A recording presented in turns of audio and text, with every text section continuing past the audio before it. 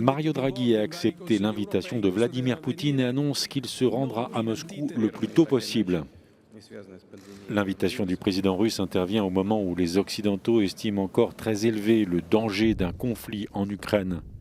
Lors de leur dernier entretien téléphonique au début du mois, Vladimir Poutine avait assuré à Mario Draghi que malgré les tensions, la Russie était un partenaire fiable et que les livraisons de gaz seraient maintenues.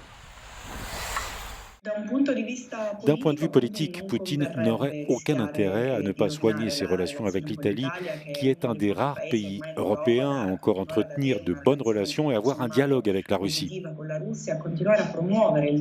L'Italie a toujours considéré la Russie comme une partie intégrante de l'Europe. En gros, l'Italie peut être un pont entre Moscou et Bruxelles. Près de la moitié du gaz européen vient de Russie et c'est aussi vrai pour l'Italie. Si Moscou décidait de couper les livraisons, les conséquences seraient terribles. La Russie elle-même pourrait bien ne pas le supporter.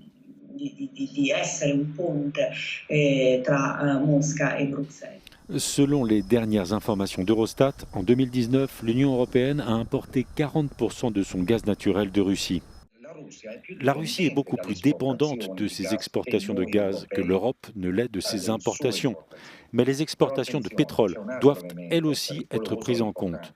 La Russie est le deuxième plus important fournisseur de pétrole. Si la Russie interrompait ses approvisionnements, le marché mondial risquerait de s'effondrer et les États-Unis pourraient avoir d'énormes problèmes, car ils sont les plus exposés à ce qui se passe sur le marché du pétrole.